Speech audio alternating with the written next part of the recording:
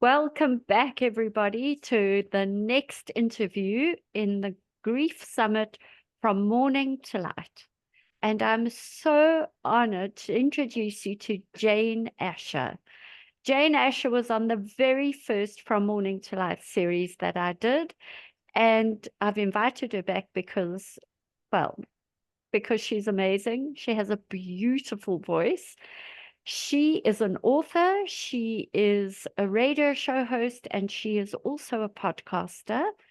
And the name of her book is In the Next Room, and the name of her podcast is In the Next Room. So go and look her up. She has amazing guests. And welcome, Jane. It's so good to have you here. Sadie, thank you. It's completely my pleasure. I was very excited when I heard that you wanted to have me back on the show. And it's just the next room. It's no in. So just the Oh, next room. So if you're looking for it, because there are other entities out there that have that, so I just want to make sure that you don't go to the wrong site because one of them's a little on the naughty side. ooh. Yeah, I'm sure people are rushing to look that one up. I know, right? I was surprised myself. I'm like, what? Okay. But, Okay, we won't go there. yes, All right, so I've heard on the grapevine that you're writing a second book. I That am.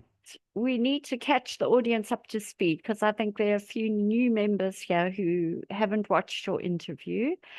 And so if you could just tell us briefly what happened to your mom and how you came to write the very first book. It's an intriguing story. I'll keep it very short. She was my best friend. She had some heart complications, which she had surgery and came through in flying colors. But then, after a series of going through rehabilitation and everything, she ended up making it home with my dad, who they'd been married 62 years, and she ended up passing away in their home. And it was a shock and devastating to everybody in the family. Even though she was 83, she was a very vibrant 83. So, in my throes of grief, I just started writing everything down and I started receiving messages from her, very different kinds of things.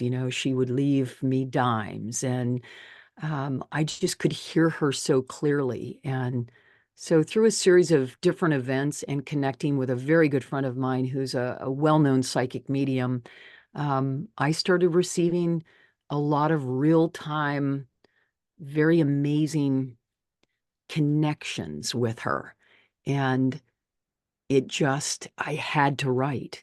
So I didn't realize at the time, but eventually it took me about 9 or 10 years to finally sort through it all and pull all the pieces together and really sit down in earnest and write our book together because we needed to do it together. I'm looking at her picture right now. So that's kind of it. It's really a metaphysical memoir of a daughter's love affair with her mom, and she's my co-author. I could not have accomplished what I did with this book had she not been front and center and very willing to share with me where she is now and what her journey is like since she left here in the physical realm. Hmm. So, Jane, how did you know it was going to be a book, though? I mean, how and Yeah. and the communication through, did it only go through the psychic, or did you hear your mom's voice directly? I'll answer the first question first. I always wanted to write. I mean, ever since I was a little girl, I was kept journals and I just wrote all the time, scraps of paper, ideas, stories. I just love to write. Although my grammar was not always perfect or my spelling, it didn't seem to matter. I just creatively had this desire to write. And so the other part of it is when mom was still with me on this side, um, I really wanted to write a book with her. And we would joke around about it I even gave her for Christmas one year a journal, and I said, hey, would you start collecting stories, write down things that I need to know. So, when you're gone someday, I'll have these. And I don't know. I never did find the journal, but we did find the story of her life. Like she actually was writing down about her childhood and everything, which is really going to be helpful for the next book. So that was the first part of it. The second part was initially, I needed my friend Pam. Pam was a big comfort to my dad when my mother crossed. Um, my dad actually came out and spent a month with us after mom left. And he was very sad. They'd been married for 62 years. It was his best friend. And one day when the kids had gone off to school, he came out and he said, hey, Jane, I want to talk to that friend of yours. And I'm like, Dad, I have a lot of friends. What friend? And he said, the one that does psychic, or no, he said seances. And I started laughing. I'm like, oh, my friend Pam. I'm like, okay, I don't know what you think she can do, but I'll ask her if she'll do me a favor. And I said, she's expensive, but she does readings for people all the time. And at the time, I had known Pam for years. We had her on the radio station in Santa Barbara, but I thought she was more just like the psychic part, like, oh, you're going to make a lot of money next year. Or, oh, the love of your life is going to find you, or you're going to get a new job, or here's a health concern to look out for. She didn't really promote the medium side of things because, as she put it, a lot of times it, mm, it kind of it's a difficult thing to promote and talk about because a lot of people come out of the woodwork wanting you to do them favors and connect with the other side. But she clearly can connect with the other side. So at the time, I honestly didn't know that that was one of her areas of expertise. And so I connected my dad with her, hooked him up on my landline back in the day when I had one, and introduced him. I said, Dad, this is my friend Pam. Pam, this is Dad. And then I left to go prep dinner. And he was on the phone for a long time. I kept peeking around the corner and I'm like, what could, I felt guilty. Like, what did I do? I stuck my friend on with my dad. He's grieving, and finally, when he had hung up, I came around the corner, walked outside, and he was sitting out there with tears running down his face. And I'm like, oh no, what did I do? I thought I was helping my dad, and here I've created more grief. And he was like, no, no, it's okay. She was here. Your mother was here. So at that point, Dad and I came out in the small studio that I'm sitting in right now. I pulled up an extra stool next to his chair, and we listened to this session that my friend Pam had with my dad. And my mother was fully present. And we know it was my mother because Pam had never met my mom. I never talked about her. You couldn't even Google my parents because there was no information. They did not have a computer. They did not have smartphones. They didn't even have an email address. There's nothing you could find on them other than maybe that they had a piece of property somewhere. And she would never have done that anyway. So there was all this very personal information that she was giving my dad and was speaking and saying phrases that only my mom would say. Um, it was remarkable. Mhm. So that my dad really got the whole party started. So from that point on, every time he had a birthday, I'd say, hey, look, what do you give a guy that has everything but the love of his life? I would give him a reading with Pam. So for every single year for the next 7 years, my dad, he called it calling mom. He would always want to do it around her birthday, which was in April.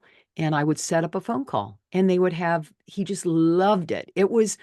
She helped him in his grief more than anything. I mean, it was remarkable, the transformation, because he knew now, without a shadow of a doubt, that his best friend was just waiting for him in the next room, and that she indeed would be there when it came time for him to leave his earthly vessel. So it was great. It was wonderful. So at that point, I'm like, if Dad can do this, why don't I see uh, if maybe I could speak to her as well? Mhm. And so it all came about because my sister Lynn, my oldest sister, she passed away about, let's see, 6 years after my mom left, right? Something like that, 5, 6 years. Linny left. And then I was coming home from her funeral and I'm writing my sister Lynn a letter on the airplane. And I'm so sad and I'm sobbing. So now I've lost my mom. Now I've lost the next significant woman in my life. And my dad is still alive and well. I mean, he was so healthy and he had to bury his firstborn. It was tragic. So Mm. I'm writing Lynn a letter and I say, how do I ask mom to write a book with me when I'm here and she's there? And it was, Sadie, it was the coolest thing. I'm on this plane 34,000 miles in the air en route from Detroit to San Diego. And it was like a lightning bolt came through. And Lynn just said, I could hear her so clearly. She was like, you're going to ask your friend Pam if she'll help you to hear mom to write your book. And that was it. And the very next day, I called Pam and I was so excited. I was talking really fast. And she said, take a breath. What is it that you need to ask me? And I said, would you have sessions with me and I'll have all my questions ready for mom? And then could I ask you to ask her and then receive it? And then we'll record everything so I can write this book with her. And Pam said, absolutely, I'll help you.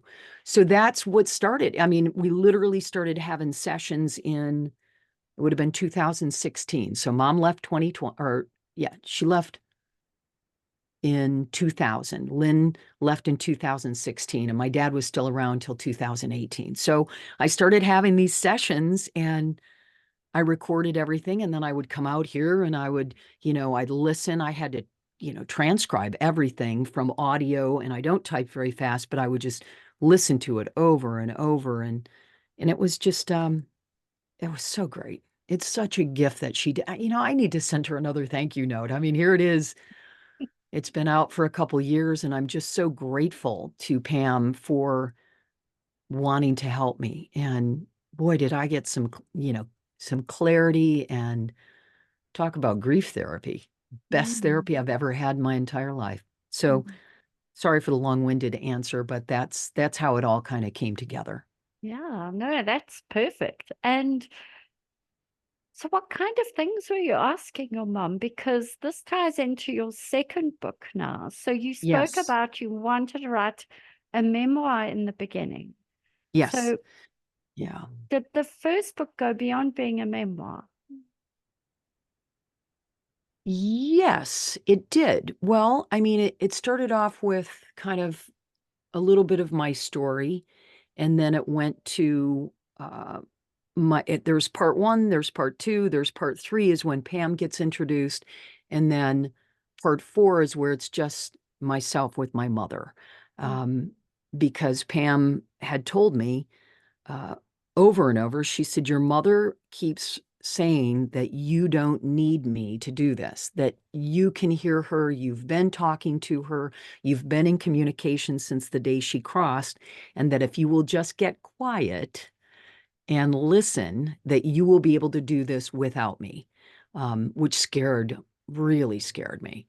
So, yeah, it definitely went from a memoir into a very spiritually strong and what I love. I mean, I'm still learning from my own book. I mean, it's not mine. I'm learning from my mother's portion of what she taught me um, in the book a lot. So you asked about questions. I asked her to describe her crossing when she left. I asked her to talk to me about difficult relationships and how to deal with them.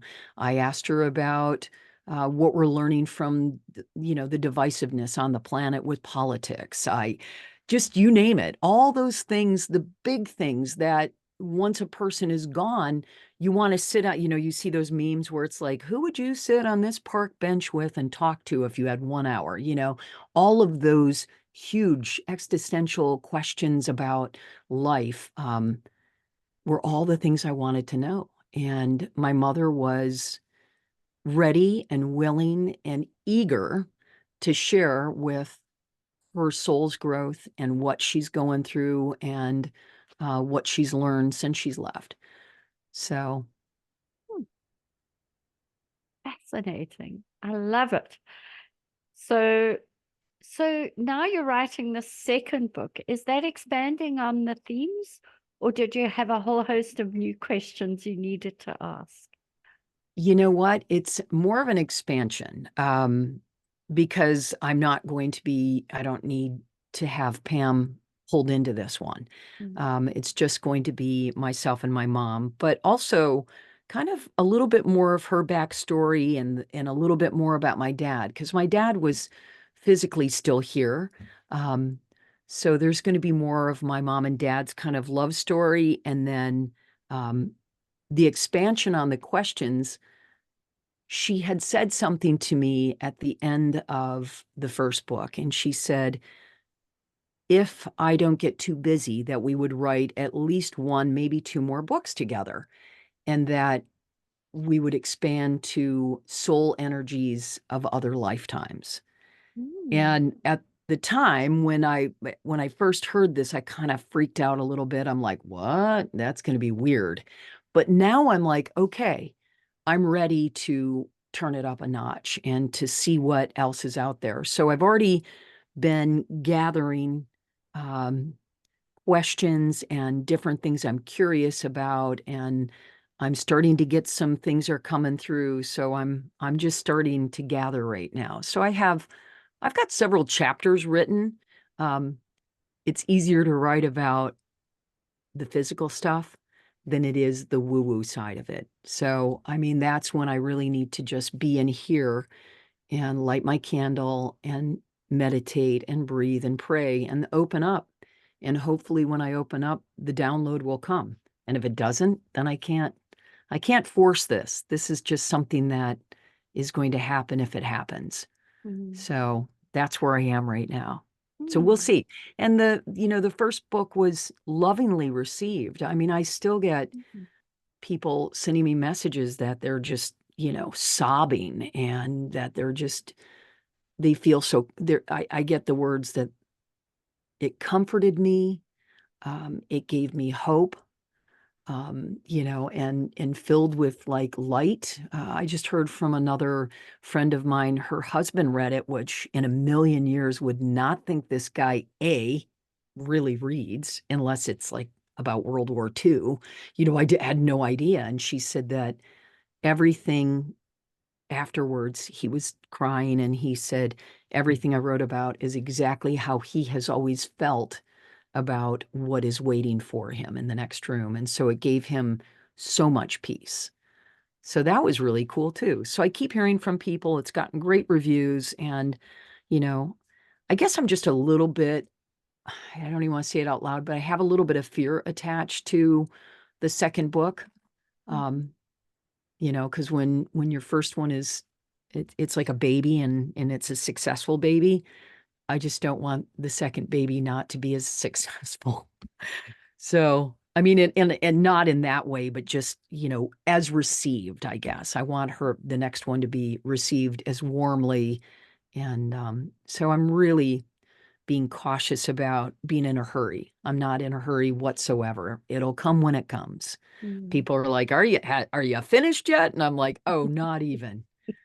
So, but I do feel 2024 is being set up for me, and I'm feeling it now because um, some difficult relationship shifts happen in my life, which is creating more space for me, Mm. which is very interesting. So um, I'm really looking forward. Not that I don't love the moment right now, but boy, January just feels ripe with purpose. Mm.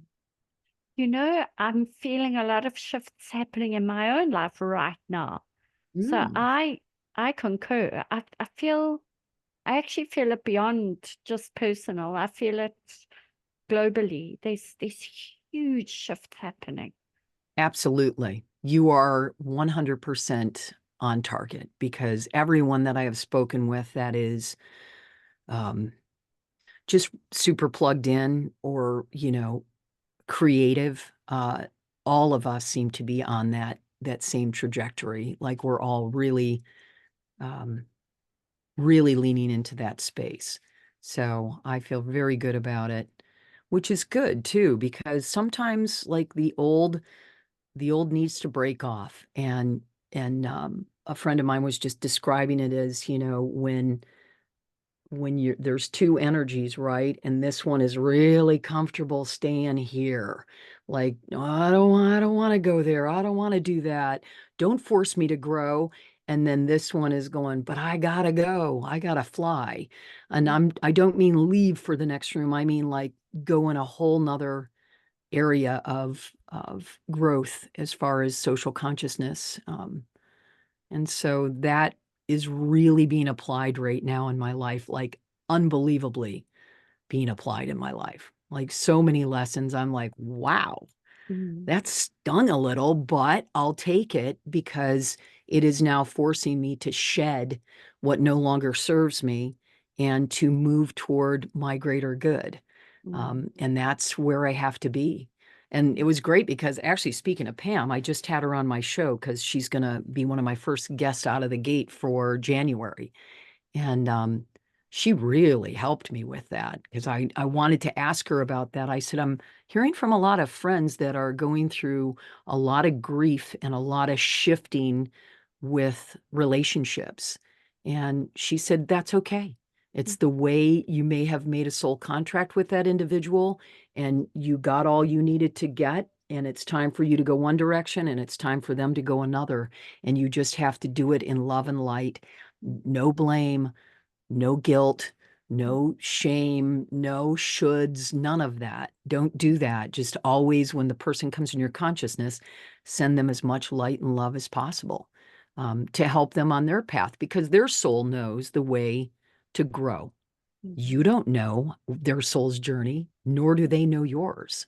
And so that was really, really helpful to me because I think being human, you immediately you get hurt, your ego gets bruised, all these things happen and you want to not I don't want to retaliate, but you instantly are like, well, what about you did, and I'm mm, not doing that. I am growing.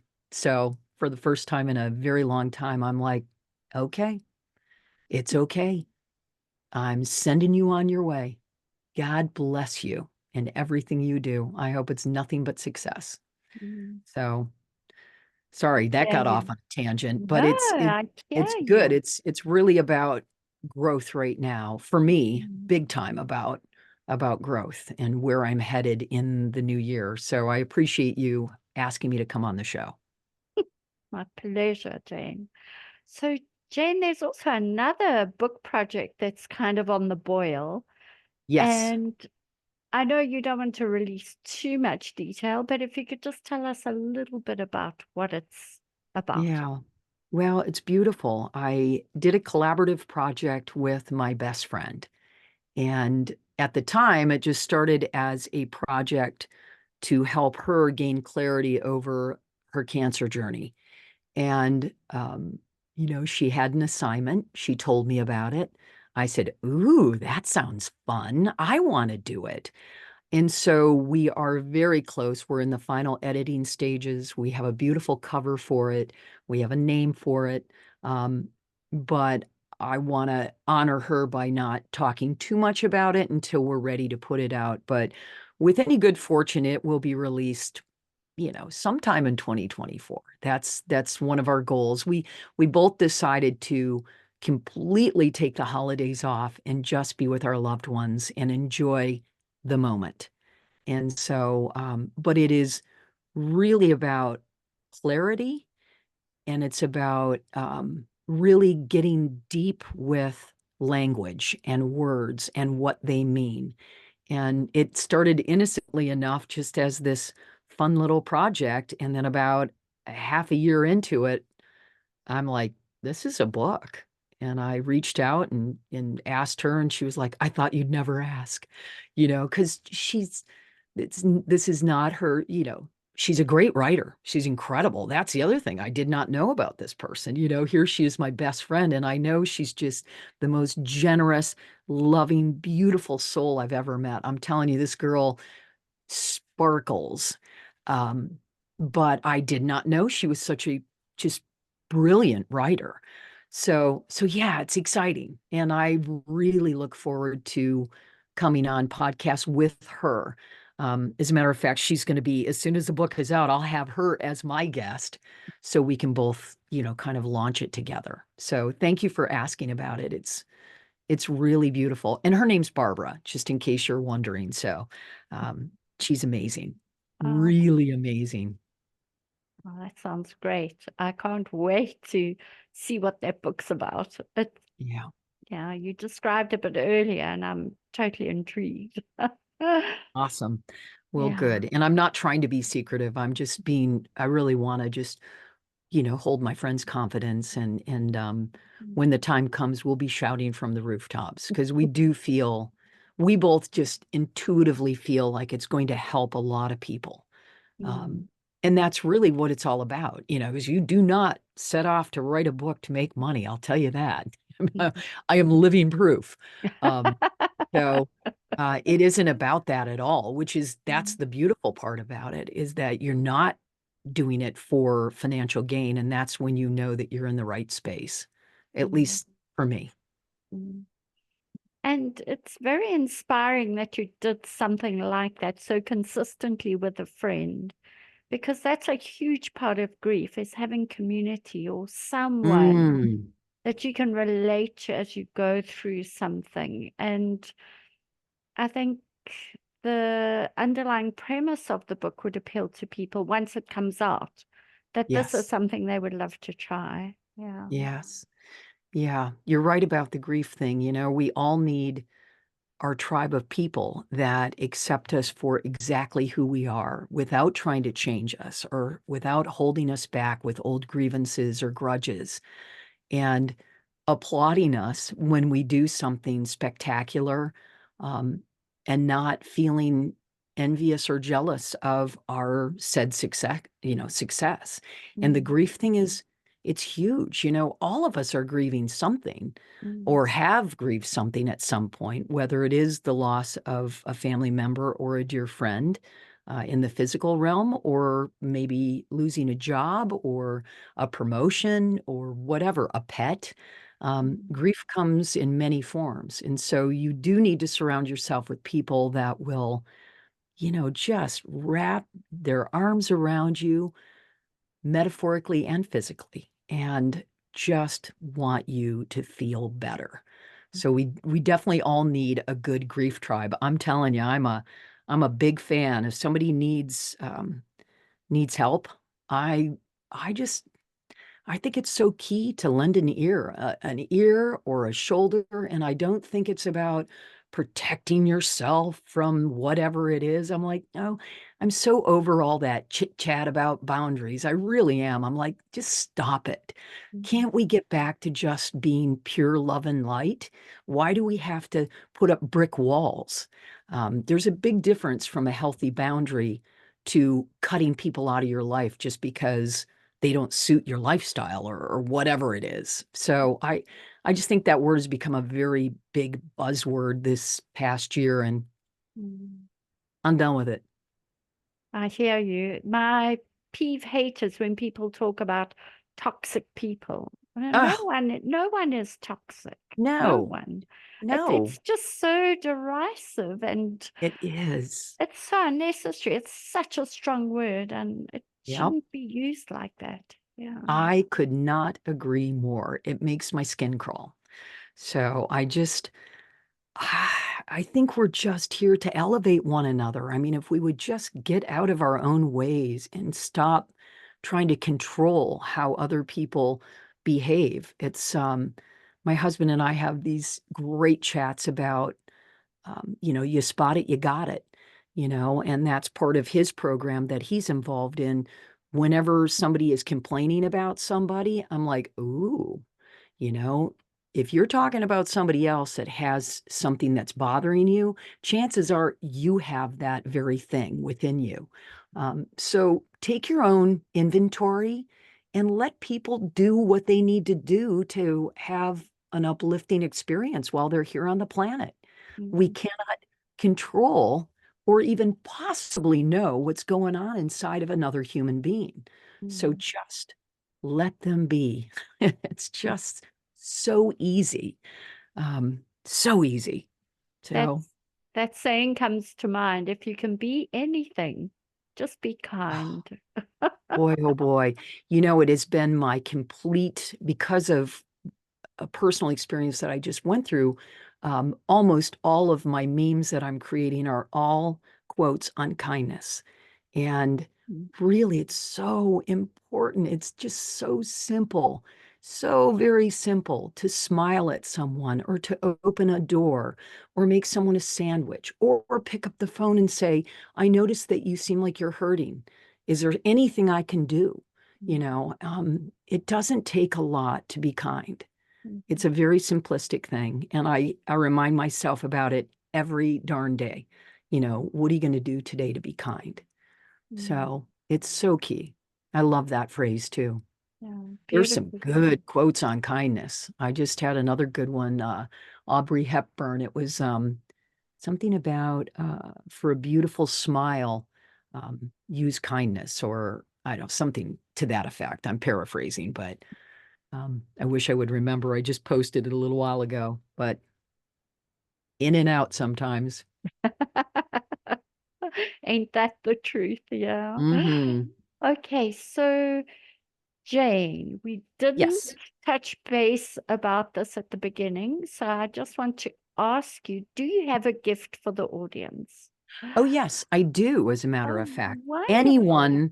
Anyone that would like a copy of this in Mhm, digital form, because I just can't possibly, I think the big thing would be the postage if somebody from the UK wanted this or from Australia or whatever. But if you want a digital version of it, all you need to do is email me. It's the next room with Jane at Gmail. The next room with Jane at Gmail. Email me, just say free offer or just say digital copy. You don't have to even ask. If you just send me an email, I will send it off to you today. And you get it with the artwork, everything. It's fully contained. It's just a digital version. But I've been having fun with that. I have given that out the full month of December. I did it just as a here you go. Merry Christmas, Happy Holidays, Happy Hanukkah, whatever you celebrate, Kwanzaa. I don't care. Here's a free copy of my book. So I'll extend that to your audience for January as well, because I mhm. know that this whole series is running the month of January. So um, it's Thank- not a problem. Just hit me up on my website or just email me, and I will send the book out as soon as I get it. Oh, thank you. That's You're so very welcome. generous of you, Jane. Well, it's really nothing, Sadie. I mean, to buy it digitally, I think it's $5 or whatever. So what? I'm gonna give my book away for free. And my husband just said, good for you. What a great idea. Get it out there. Because it's been out a couple years. So, Mm, I figure the people that really need to have a hard copy will purchase it. That's great. And even that, I still give away a lot of those. I had someone on my show last week and she was like, oh, I'm gonna buy your book. And I said, don't bother, I'll send it to you. So it just feels good. I love sharing my mother's wisdom and her beautiful messages because they are so necessary right now in this moment in time. Um, Her knowledge and her wisdom and where she is and what she is, her growth and development, it's beautiful. And so I want to share my mom with as many people on the planet as possible. So yeah, so it's means nothing to me. I have the digital copy on my desktop, so it's not costing me anything to send it out. So anyway, not I exactly generous, just a gift of sorts. I think it's generous. All right. Well, then I'll take it. You're very welcome. It's nice. Hey, Jane, so thank you so much for coming back to speak to us. It's just been absolutely lovely to hear your beautiful voice again. Oh, thank you, Sadie. I really appreciate it. And I'm so happy that you're working with Emily. She is just such a bright light. I met her and I was like, oh my, Emily, you are a powerful lady. She is wonderful from the grief and happiness alliance. Align. Just Yeah. just beautiful the work that she's doing on the planet. So to see you two collaborate, I was super happy. So congratulations. Let me know whatever I can do. I'll put your series out on all my social media. I can even put a link on my website. I'm happy to do that for you ladies. So I'll get together with you when we're off camera, and I'm certainly excited to help you promote your series. Thank you, Jane. Thank you so much. Thank you, And Sadie. to everybody watching, thank you so much for joining us, and keep a lookout for the very next interview in your inbox. It'll be there in a few hours. And thank you for watching.